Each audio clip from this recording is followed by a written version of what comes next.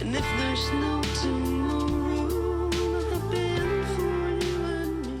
Hi guys, I'm Annabelle and welcome to Meeple Village. Today we're going to start a campaign of Maladum together. So join me at the table and let's play it.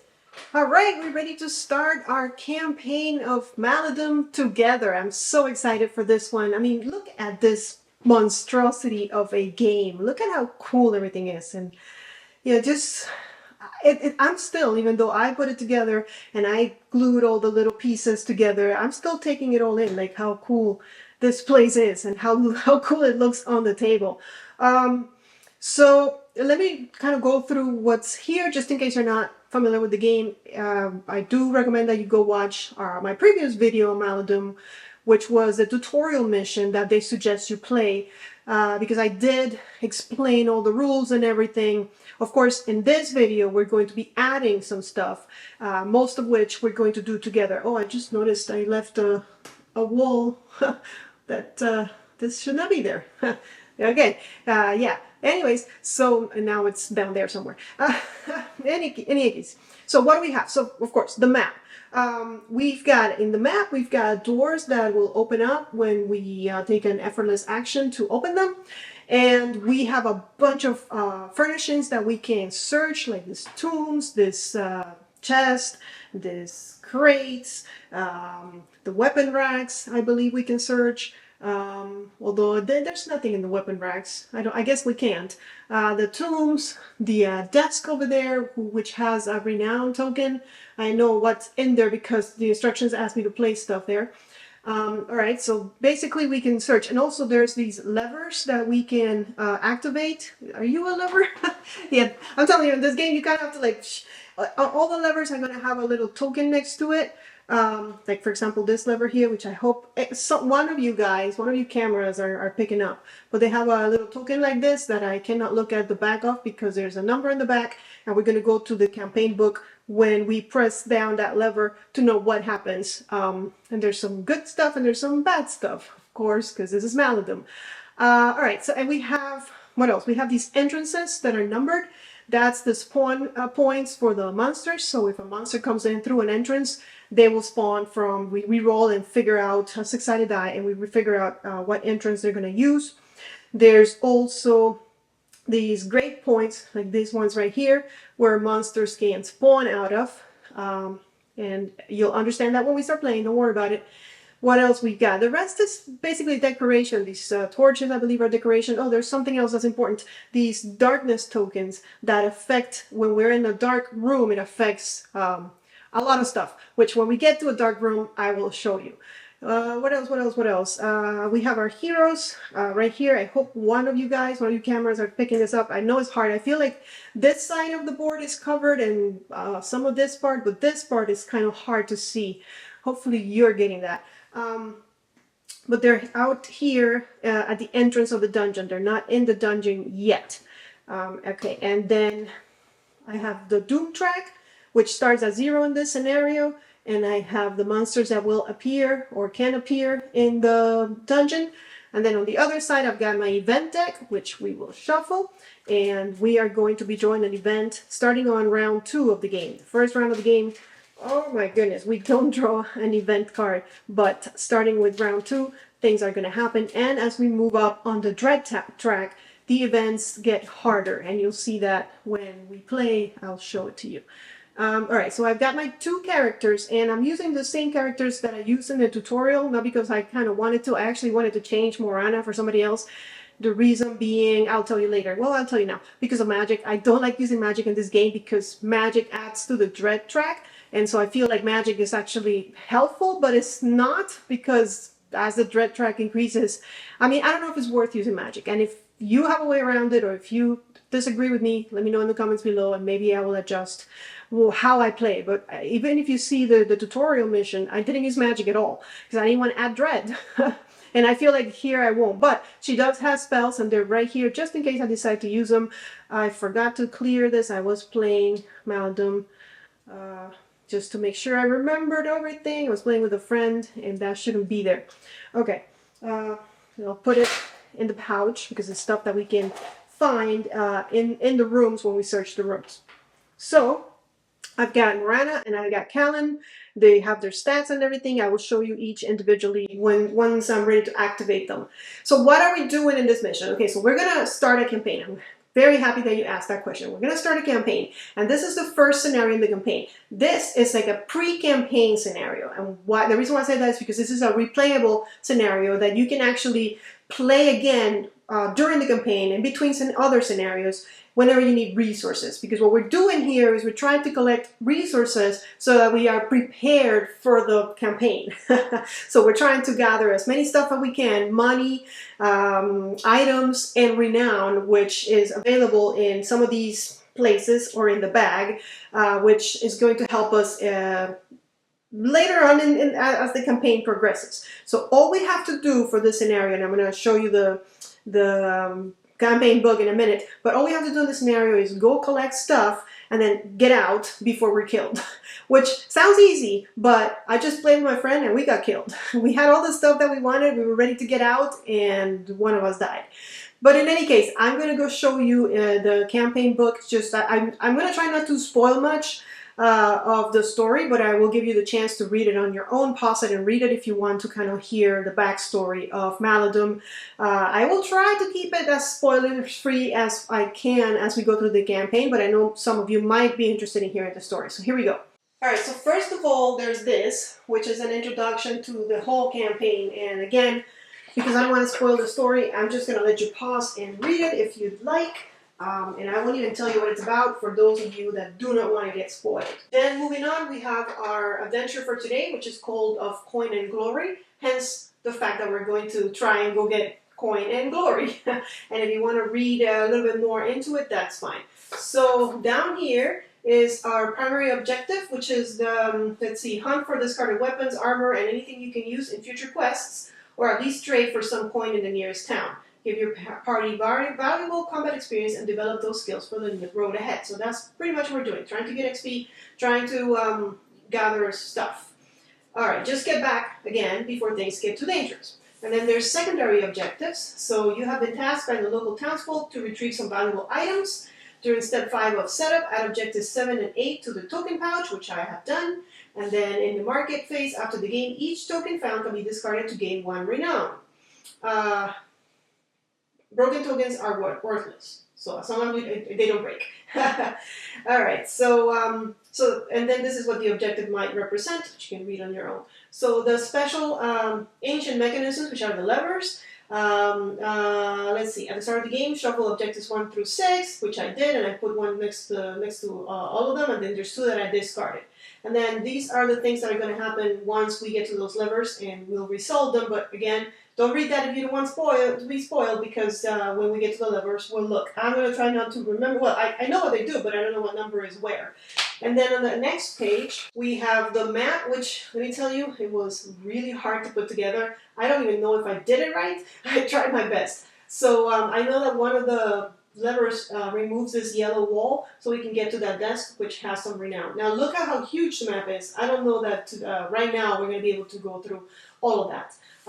Alright, so and then down here is a reminder of, the key items that we need, which I already placed, and then that the tracker starts at 0, and the event cards that we're going to play with, and the how to stuff the items with our equipment, armor, all of that stuff. Alright, so with all of that said, we're ready to get started. So we're going to go to the first phase of the game, which is the dread phase, and we're going to add a token. I mean, not a token, but a peg. Okay. Alright. So we are on the disquiet phase, and during the first turn of the game, we do not draw an encounter card. We kind of get a respite. So now it's the adventurers phase, where the adventurers, or our heroes, are going to act. So in case you are not familiar, there's a billion different actions that we can take. Not a billion, but a lot. And I will let you know what they are as we play for the most part, I think. But there's a rest action, so you can regain your health, and I believe get rid of conditions. We're going to look at them. I haven't played the game in a while. I know the game, but some of the stuff we'll just go look at them together. There's move action, which lets you move 4 squares. Diagonal is okay as long as you don't move, and I explained that last time. So as long as you don't move, let's say, from here to there, because the toon will be in the way. So that's it. And then there's an attack, which you can use melee or range, depending on equipment that you have already equipped. And there's a lot of others that might come into play or might not. Using magic is an action, exchanging items is an action, and then there's every turn we can use one effortless action, which is stuff like opening doors. The most common one that I use is the dash action, which lets you move one extra space. And then there's stuff that they can do for an effortless action, which we're going to go through together when we start playing. So we're going to start with, let's see, it doesn't really matter, I guess. In a solo game, by the way, you get to pick what character acts first. If you're playing with other players, you'd have to go in order, and somebody holds the player token to denote who's the first player. All right, so sure, let's have Morana go first, just because she's up on top, and let me show you her before I start moving her, so we kind of go, and we have to go through a couple more things, because there were things that we didn't use in the tutorial that we get to use during the campaign, so we'll go with those together. So, Morana is our Maladum is a magic user. She's our magic user. English, not first language, I apologize, I try. Anyways, she has 3 health, which I've marked with the green pegs. She has 2 magic, which I've denoted with the, why did I denote it with the, no, those are skills, I'm sorry. So she has 2 skills, which she can use to do these things, which we're going to go over in a minute. She has 2 magic, okay, and she has 2 actions. She can go up to 3 actions. These white circles that are not stamped yet, she can gain during the campaign. And then this is where we mark her XP. So these are the actions she's got. She is a magic user, that's why she has spells, and at the beginning of the game she has 2 spells, which are not marked but should be, so let's mark them. So the game comes with a very cool, I'm holding it upside down, but if I was holding it right side up, you'd see that it has the logo, or at least the name of the game on it. And she starts with Blessed, and she starts with Focused Energy, so we'll mark those 2. So Blessed for an action, that's a symbol for action. Let me put this up close. For an action, let's do target gains X blessed counters. X is the number of pegs you use. Usually it'll be 1 because she's level 1, she can only use 1 peg, but if she rolls high enough in magic, you have to roll a die to see how well you did with your magic, because magic is unstable. It might be higher than 1, but usually will be 1. And then her focused energy for an action, 1 or, well, however many pegs, or however much the magic does, however many dice, ranged attack with that and that, which of course we need to go check what those mean. But before we do that, let's take a look at everything else she's got.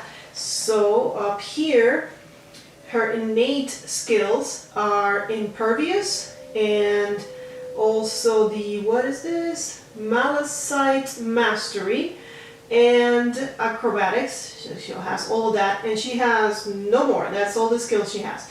And in her inventory, she is carrying, what is this? It is a spear, which costs $10 and is $5 if she sells it, so if we find something that we want to keep. And it can attack diagonal. It has this symbol, which we'll go look up, and she rolls 2 dice when she uses it. And then she also has an apple, which you use during the rest action. That's the symbol for rest, and it will add another health to your, if you're hurt. Usually you only recover 1 health when you rest, but with this you can recover, of course you have to discard it, but you recover 2 health. And if I can flip it, we will know that apples cost $2, but if you sell them, they'll give you nothing for them. I guess they're already rotten.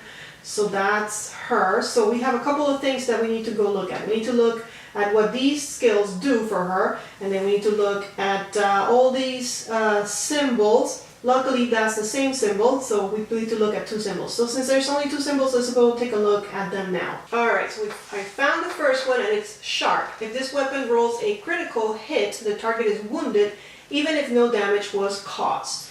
Okay, and then of course we need to go find what wounded means.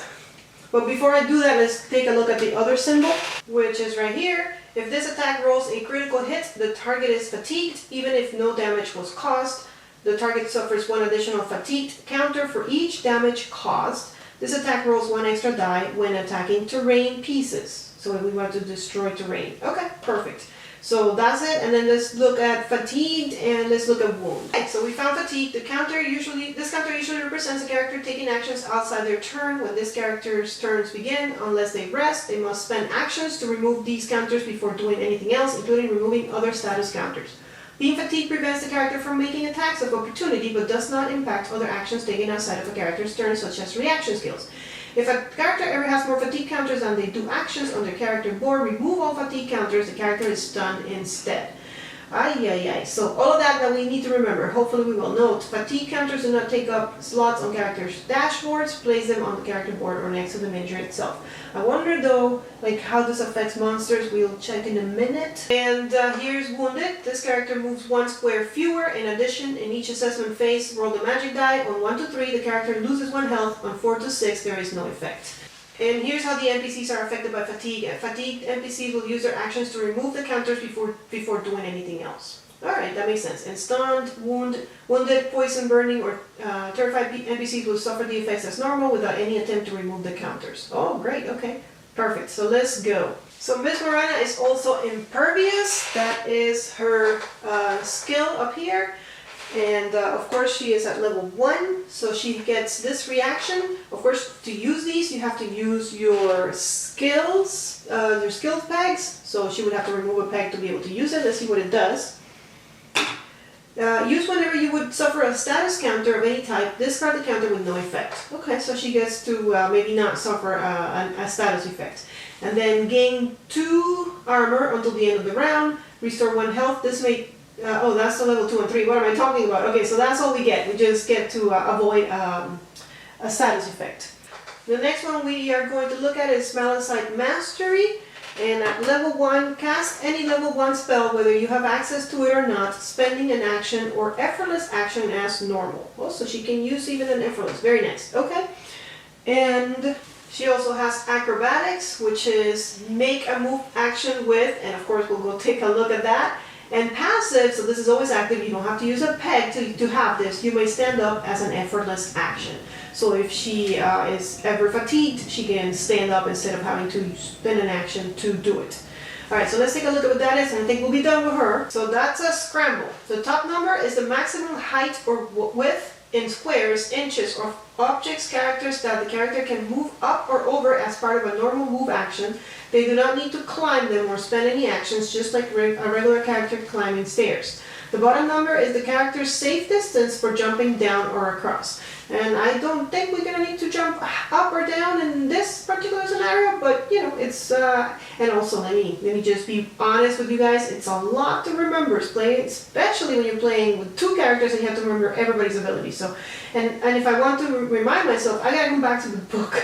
So what that means is you'll have to forgive me if I might have taken advantage of one of her skills or one of her weapons abilities and I forget because I'm human and I might. But with all of that said, let's just get started with the Morana, and then when it's Callum's turn I'll show you his character and we'll do the same thing. We'll look at every status and every ability and all of it, every skill. So she's going to move and probably move and move because there's really nothing, there's no monsters yet. We will get monsters in the next phase of the game, but for now she's going to move and she gets to move 4. So 1, 2, 3, 4, and then she's in front of the door. So she's done her 4 movement, she has another action, but she can, in between those 2 actions, take an effortless action, and that's what she's going to do because she needs to open the door to keep going. So for an effortless action, we'll get these doors open, and you open both, if I can. And then she's gonna take another move action. I'm gonna try to get to this crate down here. So let's go 1, 2, 3. And of course she's out of effortless action. So she's gonna have to wait for Callum to come and open the door. And that is her turn. She moved twice and she is done. Nobody to attack. So now we go to Callum. So let me show you Callum. And again, same process that we just did. Okay, so Callum has 4 health, 1, 2, 3, 4, so I've marked it here. He has 1 skill, one skill, which I marked in the wrong place. So it would be here. And then he has 1 magic, which is here. And then he's got 2 actions, and he can get XP later today, hopefully.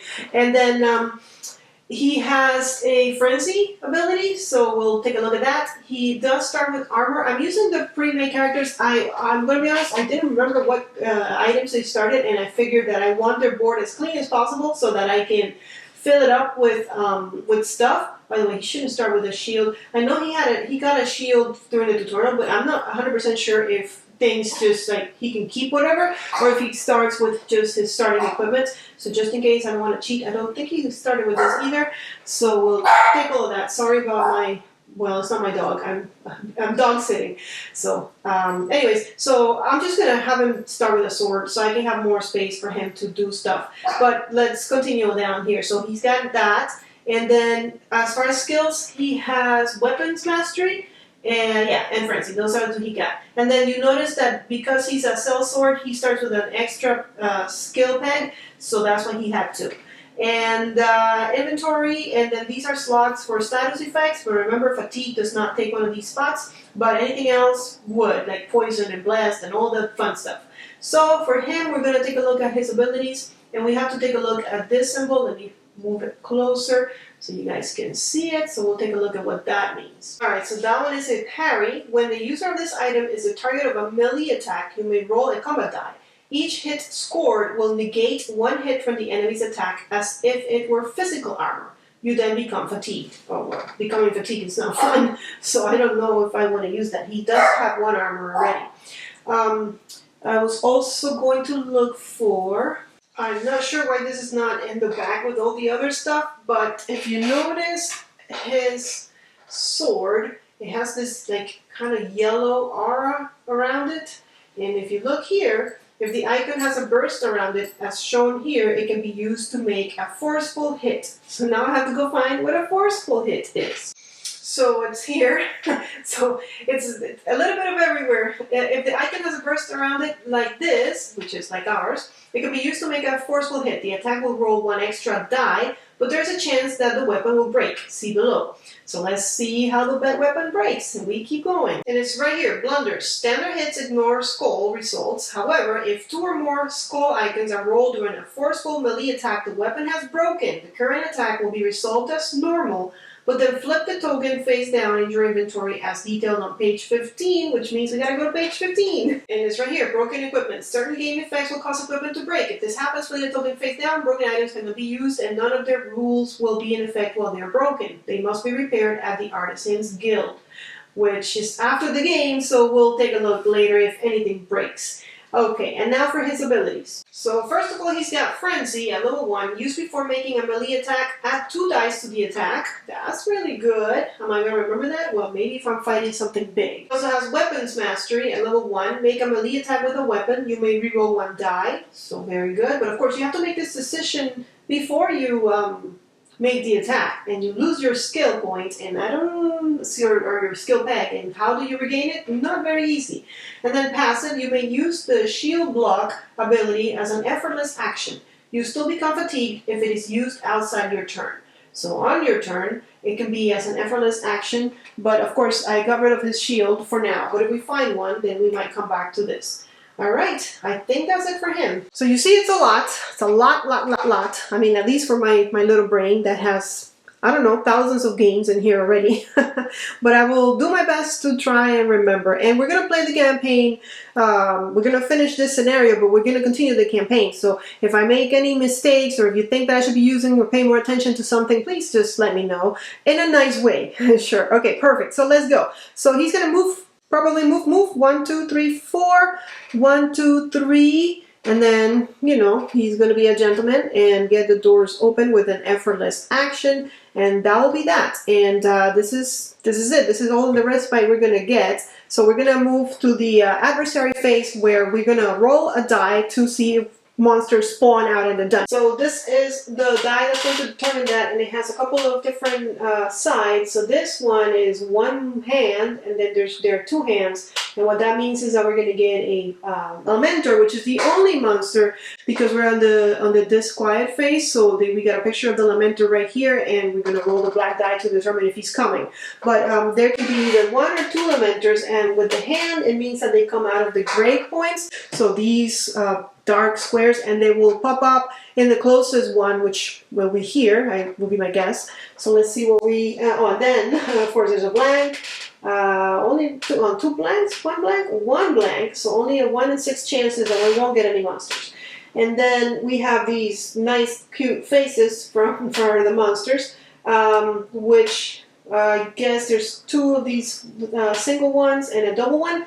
So in that case, 2 monsters will appear, and then in this case, 1 monster will appear, and they will come out of the entrances that are numbered. So we would roll in a 6-sided die to figure out what door they come out of.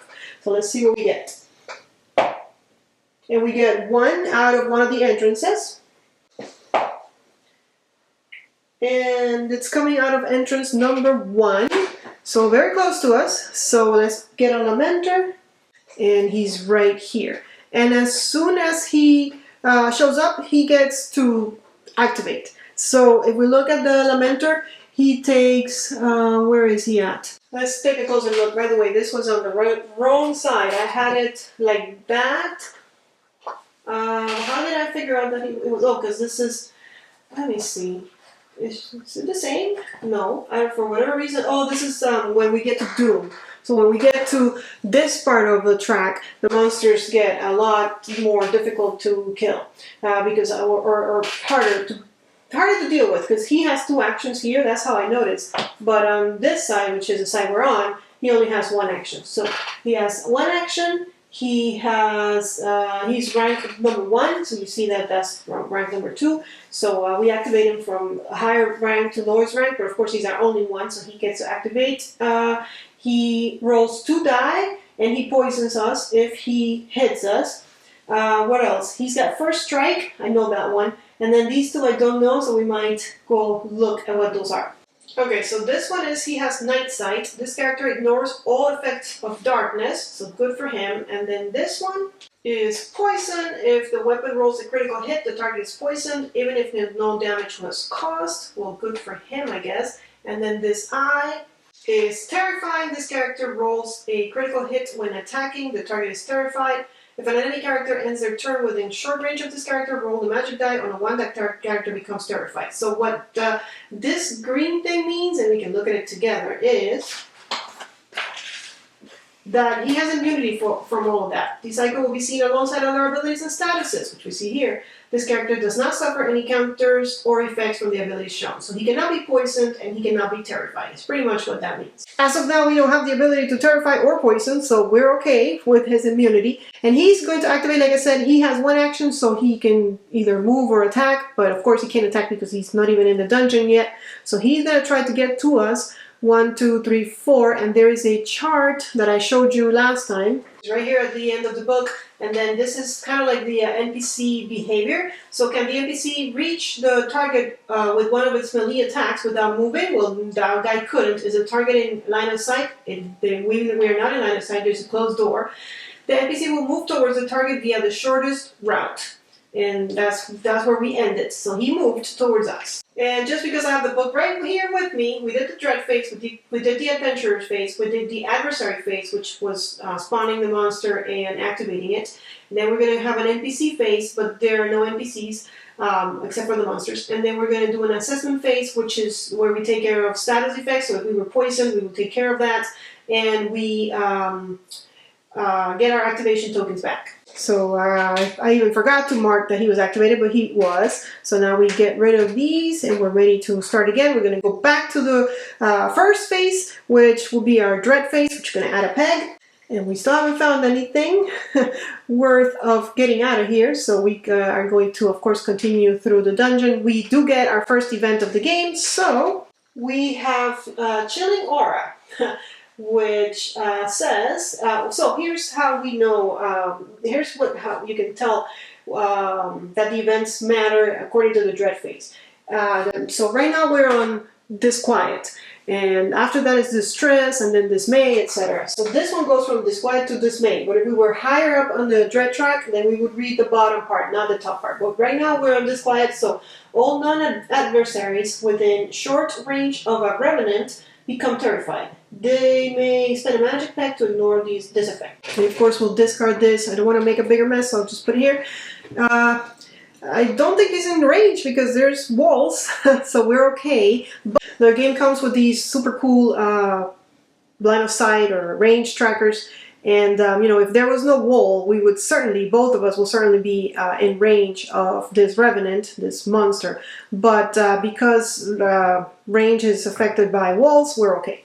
So we are done with the event phase, so we go to the adversary phase, and I guess Morana is going to try and loot. So let's see. She's going to move forward. 1, 2, I guess, wait a minute. 1, 2, 3, and then an effortless to open the door, and then 4, and then she'll move again. 1, 2, 3, and she can't search because she's out of actions. She used one action to move, and another action to move, and an effortless action to open the door. So now I've got Callum, and I know that after Morana searches here, I want to go search somewhere else. So it might be a good idea to go fight this monster. The problem is that I will not be able to reach him in time. So maybe I should wait for him to come to me. Because 1, 2, I'd have to use, I have to stop my movement and use an effortless. So then in my next action, I'll have to move to get close to him. So because of that, I think that what I should do, I know he's going to come. So maybe I'm just going to move here and cover that spawn point. Or actually, I'm going to move to this spawn point. So 1, 2, 3, 4, and then yeah, because I can't reach. I was here. I'm trying to think if I can reach the chest, the crate. 1, 2. Let me see. 1, 2, 3, 4, and effortless, and I can search. So I can do it. So let's do it. 1, 2, 3, 4, effortless. And now that I am next to the chest, I can search it. So I guess Callum got the stuff. So let's dump it here. Okay. Oh, there it is. Got stuck. And I like to kind of leave them like a little bit open, the cover, or maybe we can put it this side up to remind myself that I already searched there. Don't go crazy looking in there again. So what do we get? So we've got this. Looks like a helmet. We'll have to go look.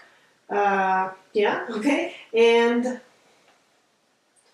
we've got this one, which is part of the stuff that we could find to get renown. So this, I would think, is armor. Has immunity, and it has immunity to this symbol, which is the symbol that we already looked at, which is right here. If the attack rolls a critical hit, the target is fatigued, even if no damage was caused.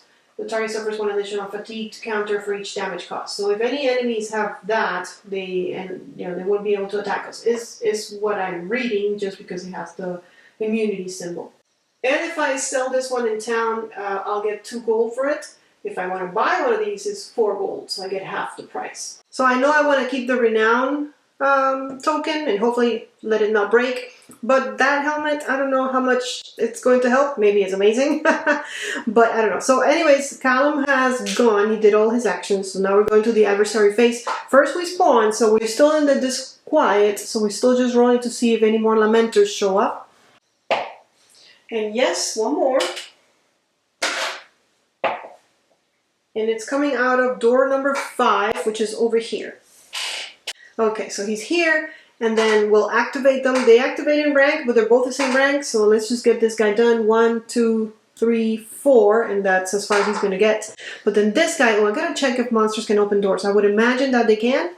So I checked, just to be double sure. 1, 2, and monsters, for us, we can open doors with an effortless action, but monsters, they need to take a full action to open a door. And he's out of actions because he only has 1 action. So he's just standing there ready for when we open the doors. So that's it for the adversary phase. Then we go to the NPC phase. There's no NPCs. Then we go to the assessment phase where we just regain our activation tokens. And then we go back to the dread phase. We're going to get another peg. And here we go. And most probably we will revisit this scenario later on during the campaign, because I'm sure we're going to need resources, we're going to need more money to get better equipment and what have you.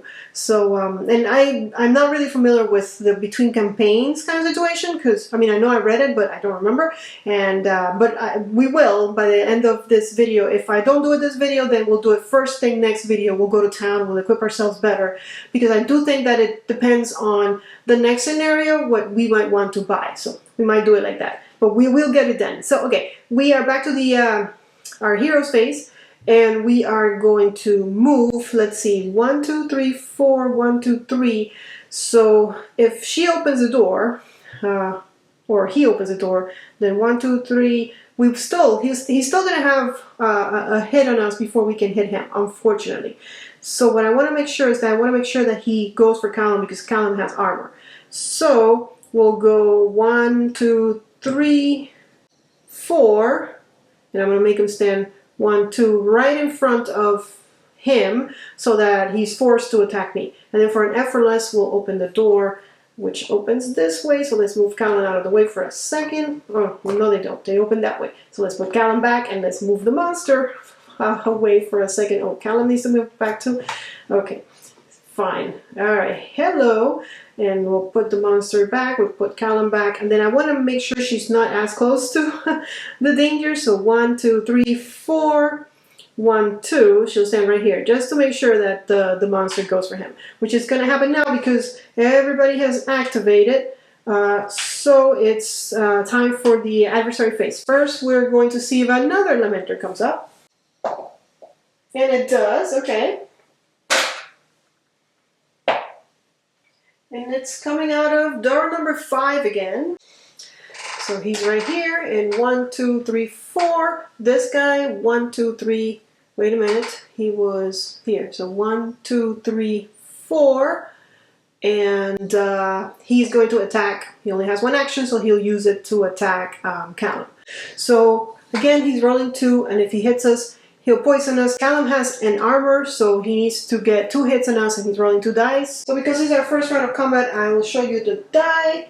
This is a critical, only die that has a critical hit. We always roll this one. This one is always rolled because, of course, everybody's going to have at least 1 attack. So if we get the 2, that's a critical hit. These are just regular hits. And like we read before, the skull has no effect in regular attacks, but it has an effect if we use stuff like that skill that Callum has that lets him hit a little, roll more dice. And yeah, same for here. There's another skull and then a couple hits. Let's see what he rolls.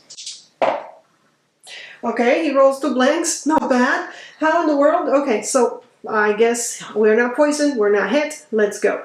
So that's it for the adversary. We did all of them. Assessment. We're skipping the NPC because there's no NPCs in them. I know that in my brain it's like 1, 2, 3, 4, 5, 6, but we don't need to worry about that one. So we go back to Dread.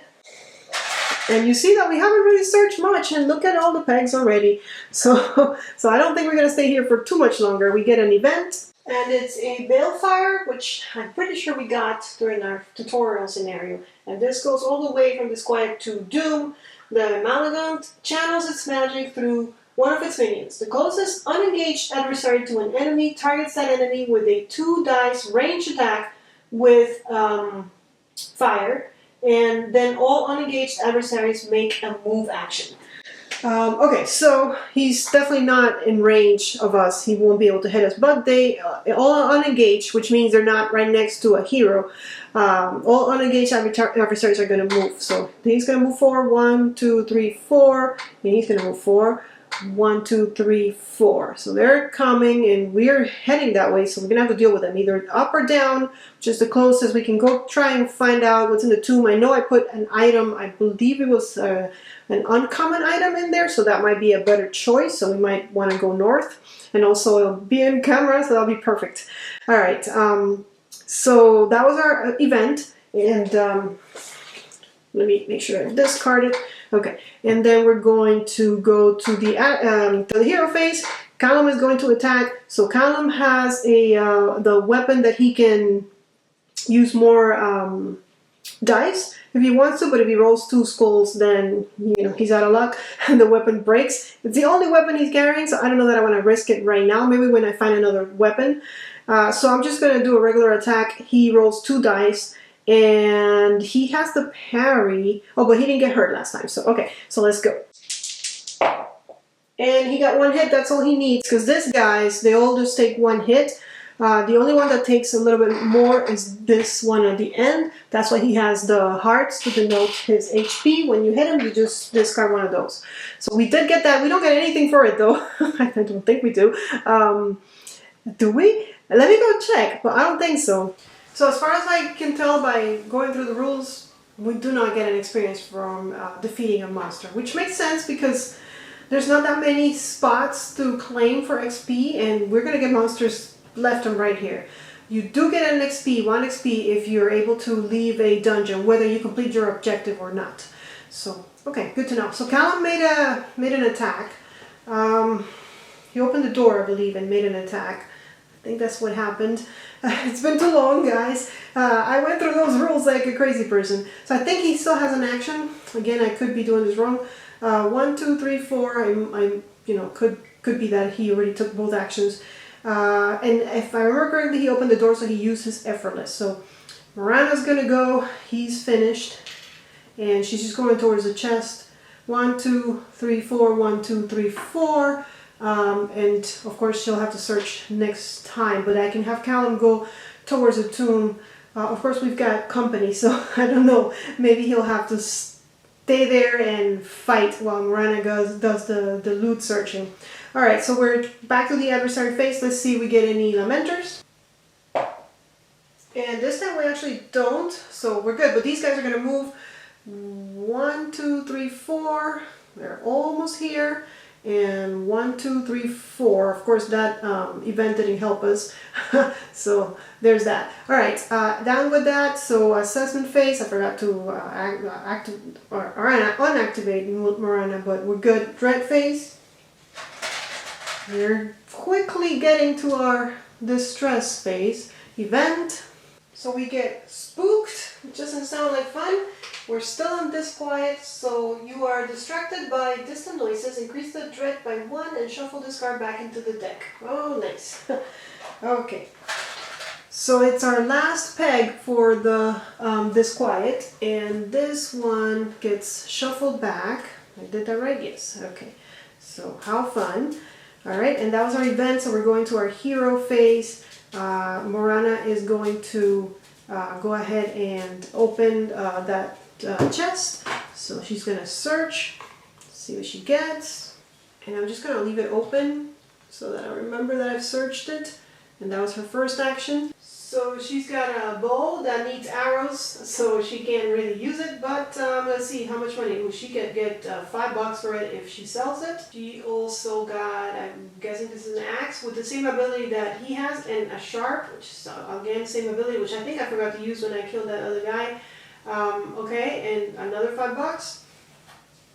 And then she found this, which when she rests, she can get +2 HP, so not bad. And oh my gosh, we're now selling that for $1. Provisions, we'll keep those. So Mirana's not totally defenseless, so I could leave her to her own devices and have Callum go to the tomb. And in a way, I think I should, because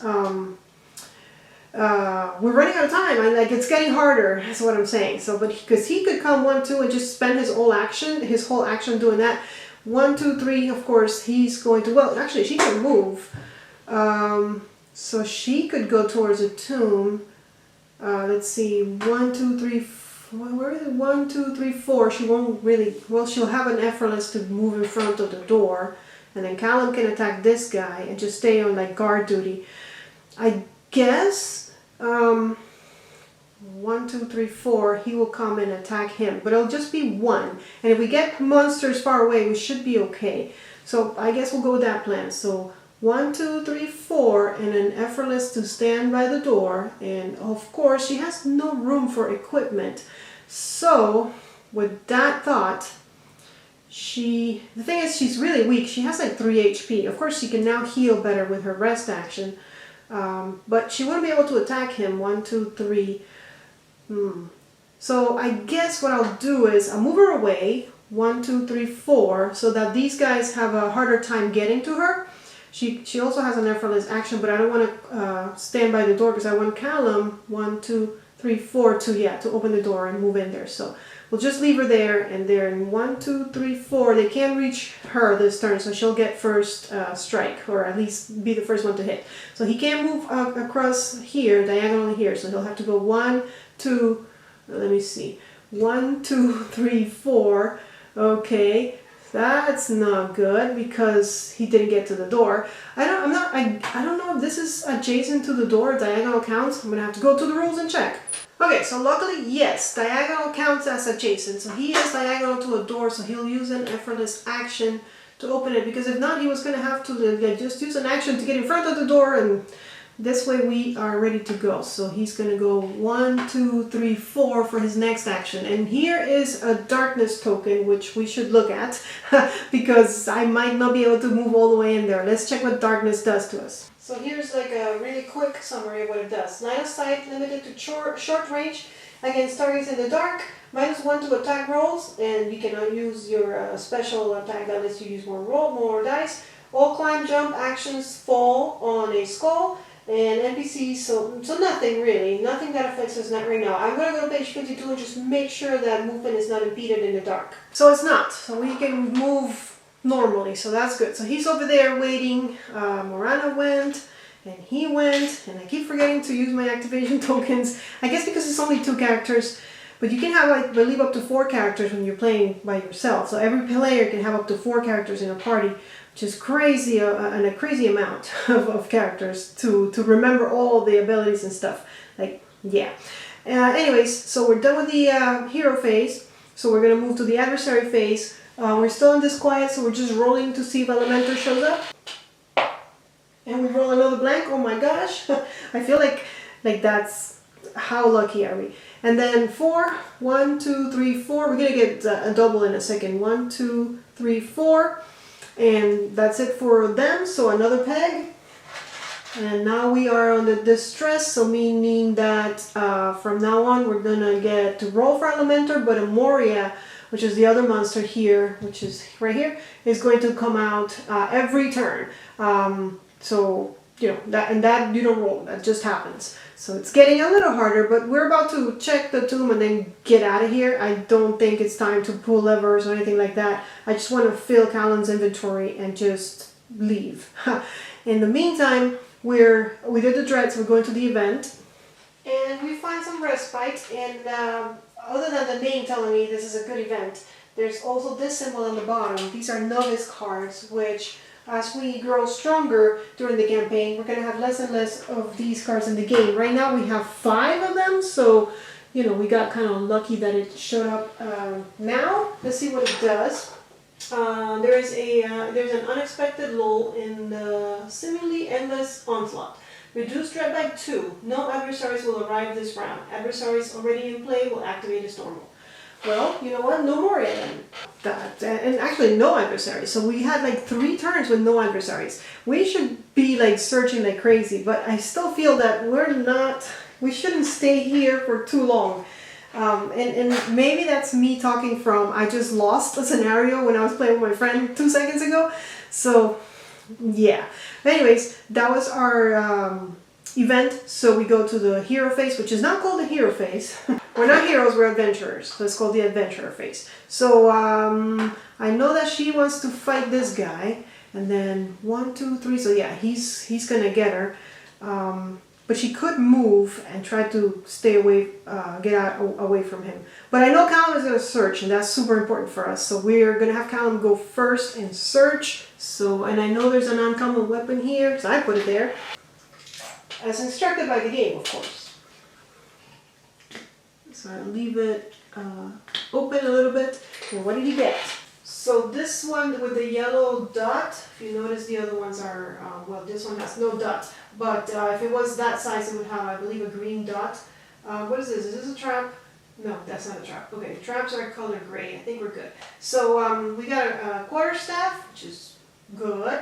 It can, this symbol I know, it can attack diagonally, because usually you can't attack diagonally at range 1. And yeah, that's the picture of it. And then it rolls 2 dice, so I like this one very much. Let's see, we also got a javelin. And okay, this one has that symbol, which I don't know what that means, and it's rolling 2 dice. We'll check that symbol in a second just for you guys. And then looks like armor with a skill that I'm not sure about. And this is a, what is this? A traveling cloak, which we can get $3 for, or we can keep it.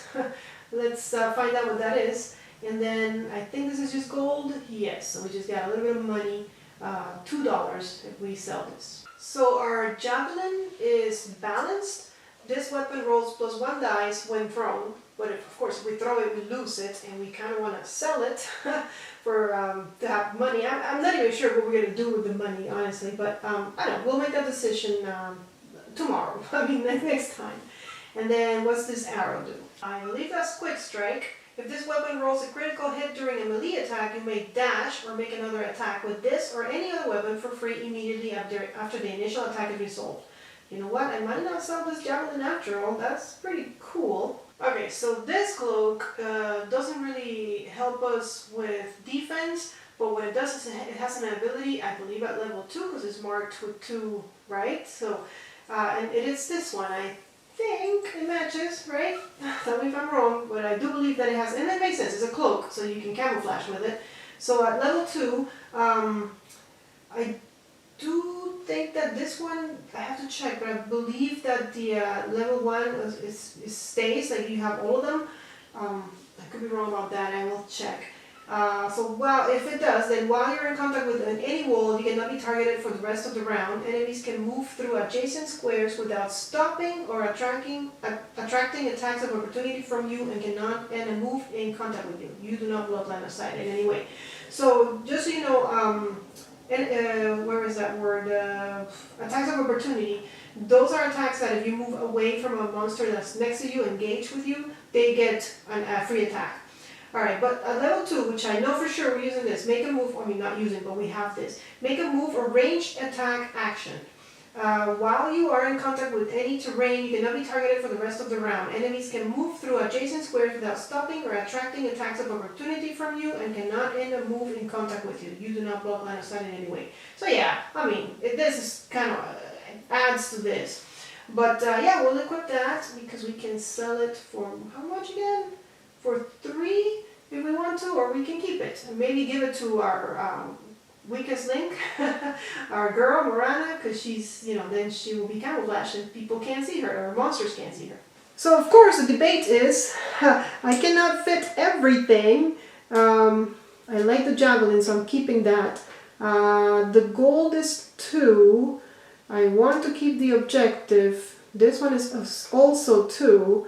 So since they're both the same, I do think I want to keep the camouflage thing, and I'm going to have to toss these things. So what you do is you can either, like the one that I got from the tomb, I'll put back in there, and this one I can drop. And if Morana wants to come pick it up, great, but she's also running out of space. So, and I'll just hold on to her cloak for her. We can trade items, maybe we will, maybe we won't. And then that was just his first action, which was a search action. So he's gonna get out of here. 1, 2, 3, 4, and maybe, well, he only has an effortless left. So he'll go here to see if he can block Morana, but I don't think he can, because I think Morana is closer to this guy that's coming. So Callum has activated. What did I do? This activation tokens are killing me, but I'm pretty sure that he was standing right next to the tomb when the turn started. And Morana, I guess I didn't do the assessment phase because Morana hasn't gone. Morana's gonna go hit that guy. So she will most probably take an effortless to move next to him because she has no arrows, so she cannot shoot that bow. She does have a weapon that lets her attack diagonally. So 1, 2, 3, 4. I don't think she can escape the blow that's coming towards her. So she'll move here, or actually here, I guess. And 1, 2, 3, 4. Yeah, she's gonna get hit. Hopefully, they don't kill her.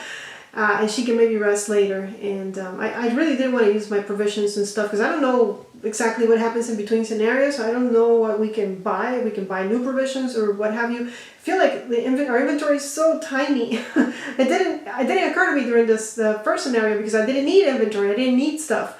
But oh well. Alright, so she's attacking with this one. Let me show you. Which lets her attack diagonally, rolling 2, and it's got the sharp ability. And the sharp ability will wound the enemy even if no damage is dealt if she rolls a crit, which would just kill him anyways because a crit is 2 hits and he only takes 1 hit to kill. So we're not going to need the sharp for now, but we might need it later during the campaign. Alright, and she only got 1 hit, but that's all she needs because these guys are, easy to kill. And yes, they're easy to kill, but they also come back really quickly, although we've been pretty lucky with not getting them to come out as often. Alright, so now Morana is done, right? Because she did an effortless. She did an effortless, and she attacks. So she has 1 more action, so she might be able to run away. 1, 2, 3, 4. He can reach Callum. 1, 2, 3, 4. I need to make sure. And 1, 2, 3, 4, 1, 2, 3, 4. Yeah, you know what? 1, 2, 3, 4. We're moving south. We're leaving because our inventories are full. And Morana's done. So, adversary phase, because of our last event, we are only rolling for Elementer. Alright, and we are getting Elementer. It's coming out of one of the entrances.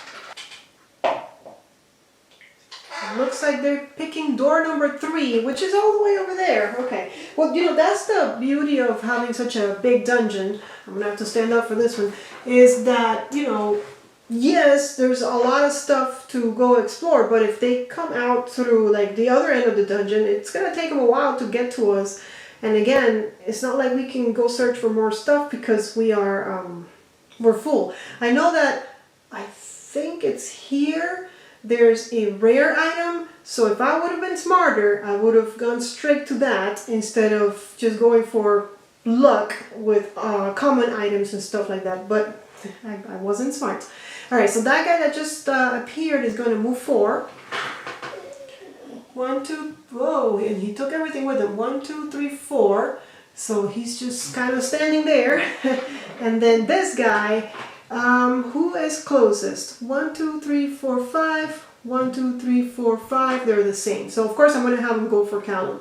1, 2, 3, 4, and that's all he can do. Now I must say, in case you forgot or didn't watch the last video or forgot what I said today, he has a first strike ability. So if he does get to engage a hero, an adventurer, he would attack immediately. It's like he has a free attack as soon as he's engaged. But he didn't get to be engaged. They're not married yet. The relationship is not going well because he's 1 away. So that's it for the adversary phase. No NPCs. Back to the dread phase.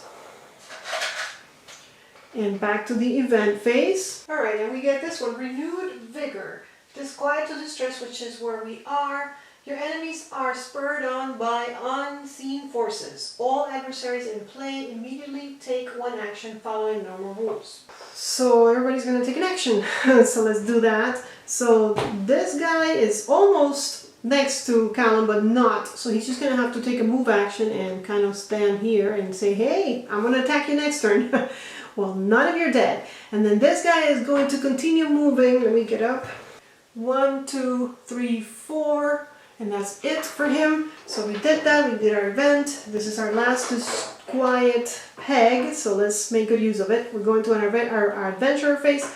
Callum will just hit that guy because if he leaves, the guy's going to get a free attack on him. By the way, I forgot to do the assessment phase. I'm sorry. Alright, so he's rolling 2 with his melee weapon that has parry, which will only come into play if he attacks me. So let's go.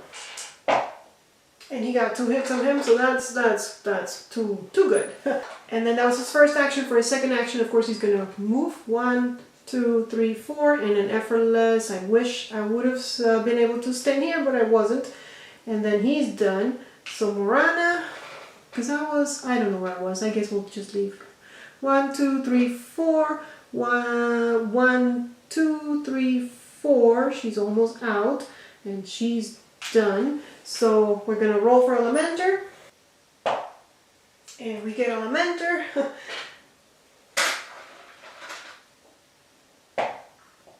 And it's coming out of door number 4. Oh gosh. So all the way here. So 1, 2, 3, 4. By the way, these things are they're called struts, and they're just decoration pretty much. You don't really have to put them there, but I had a bunch of them, and I'm like, well, let's make the dungeon look cooler. Why not? And then he's gonna move 1, 2, 3. Wait, 1, 2. Which way is he going? There's a door over there. I don't see any other doors. So 3, 4, I guess, going that way. I don't think he's going to catch up to us anytime soon. Okay, so that was the adversary phase. Now we go to the NPC, then assessment. I guess I'm going to have to go through all of them, or else I'm going to forget the assessment phase. We go to the dread phase. We add a peg. We are on the distress, so our events are going to get worse. And we're getting this one, Malicite Fluctuations. And now we're on distress, so we skipped the disquiet. The adventurers feel suddenly drained by an unnatural force. All characters discard a magic bag. If they cannot, they become fatigued. They have not been using magic. Actually, I don't think Morana has made any attacks. Oh no, she did. She did do an attack. So yeah, we'll discard a magic bag. Why not? We don't want to become fatigued. We're trying to get out of here. Alright, and then is the adventurer's phase. So let's have Callum go because he's the furthest one. 1, 2, 3, 4. 1, 2, 3, 4. And an effortless. So he's not out yet, but Morana is. 1, 2, 3, 4. And that's it. And you can move through heroes, or adventurers, I should say. You just cannot end your movement in the same space as them, of course, because, you know, two things don't fit in the same square. So, of course, I forgot this and I forgot that. She's done, so she won't be moving or doing anything anymore. And all I gotta do is get Callum out of here and we're good. So I think we're pretty good. The only problem that I can foresee is getting a grave point, and then a monster will spawn there, and 1, 2, 3, 4, and then, yes, be really close to Callum. So, but we're going to the adversary phase where we are getting a Moria. We are getting a Moria. So roll for the Elementer and then a Moria. Okay, so we're getting a Elementer. Let's see where he comes from. He comes from door number 1, which is not that far. So we'll put him here, but I'm going to also see where the Moria comes out of. And she always goes through an entrance, and it'll be entrance number 3, which is all the way up there. So she's here, and we activate monsters. This is why I didn't activate the Elementer. We activate monsters in the highest rank first, and the Moria is rank 2, so she would get to go first. And if we look at her, or him, I don't know why I keep wanting to call her a she. I did that throughout the whole last scenario as well. As far as actions, she has 2 actions. And she has 1 armor, she rolls 2 dice, and she's also immune to the same things he's immune to. She also has good vision at night. So, but for now, what we care about is she's going to take 2 actions. So she's coming a little faster. 1, 2, 3, 4. 1, 2, 3, and 4. That's it for her. This guy, 1, 2, 3, 4. 1 action. Who else do I got? I think. Oh, there's one here. 1, which way is he going? He has to go the same way. So 1, 2, 3, what am I stepping on? Oh, a crate. 4, I think that's it. Oh, and this is the new one. 1, 2, 3, 4, and that's it for him. So, okay, not terrible because, well, I think all we have to do is survive the event. We're done with the adversary phase. We go to the NPC and then assessment, and then we go back to the dread. Are definitely in distress now. And an event, we get death draws in. That sounds nice. So we are in distress, so it's the first one. Increase the dread by 2 and shuffle this card back into the deck. Okay. Well, luckily we're getting out of here, so we don't really care, because I don't think we're going to see another event. But, you know, here we go. You have been shuffled. Maybe I should keep my discard pile to the side, since couple of times I've had to shuffle this. Alright, so there we go. We're going to add 2 to the dread track, which still means we're in distress. It's not like things have changed for us. And, you know, we're done with the event, so we go to the adventurer phase, and he's just gonna get out. 1, 2, 3, and we are done. As soon as they're both out, we can stop the game. So that was, you know, as much as I could do. I don't think I got as much money as, but maybe that's all the money I could have gotten. I do need to figure out what happens during scenarios, so we'll look at that real quick together, and then we'll end the playthrough. Okay, so here's a look at what happens between games. It will be important to keep track of your party's progress between games, and a dry whiteboard will hold all the necessary information. It is recommended that you keep your base camp board, character class boards, and current equipment tokens together in a... Okay, so that's for me to do. When playing a campaign, do not change the contents of the token pouch. Okay, so that's also for me to do. So here's the post-game sequence. If we escape, in this phase, players must decide what to do about any companions left behind. We didn't have any. They may get robbed by bandits. Okay. The advancement, the phases where your characters, this phase is where your characters will advance, learning new skills and becoming more powerful. And we'll go to that number there, page number, mark it. Next you will get a chance to head into town to buy and sell equipment. And even hire new party members ready for your next quest. And this phase is covered in that page. And then finally rest. Finally in the rest phase, your adventurers will return to their lodges and see what fate befalls them in the night. Each of your party members will then need paying before you set off on your next quest. Oh man, okay. So again, because I want to do all of this on camera, we will do this during the beginning of the next campaign scenario. So for now that's it. We're going to end this here, and next time we get together we will do all of that housekeeping stuff that we need to do. We'll see how much they can spend and what they're going to do, etc. And we'll play through the second scenario in the campaign. I know that it's kind of easy to bring in new party members and, you know, get rid of party members because, you know, it's meant for other people, if the other people want to join during a scenario, that they can join you and then just leave again if they cannot commit to playing with you the whole time. Here's another place where I forgot to take that off. Oh my, my eye for details is not that great.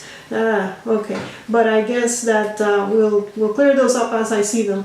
Anyways, so thank you guys for watching. I hope you enjoyed it. This game looks amazing. I had my friend came over today, and when they saw the game, she was like, wow, like this looks amazing. And I gave her the option of, do you want to play this game or do you want to play another game? And of course, after she saw this, she said, no, I gotta try this. And we had a blast playing it. So I hope you guys enjoyed it as well. I tried this time to give you a better look than I did last time. It is really complicated with all the walls and stuff. I mean, it looks amazing, but the view, and I've mentioned it before several times, it's hard to see in there with all the walls. But, you know, I wouldn't change it for the world. I will get up and take a bird's eye view if I need to. So guys, thank you for watching. I'll see you in the next one. Well guys, there you have it. That was the pre-campaign scenario. Hope you guys enjoyed it. I mean, we'll find out. I already kind of browsed through what we need to do between campaigns, and we might be able to hire some new characters. We might be able to sell our stuff. We need to spend money to stay either at an inn or for free in the forest, and things might happen, you know, because we have no protection there. So we do have to pay our heroes, our adventurers, to stay with us. So maybe I don't have enough money. Maybe I will have to get rid of some stuff so I can turn it into cash. We'll see how that goes.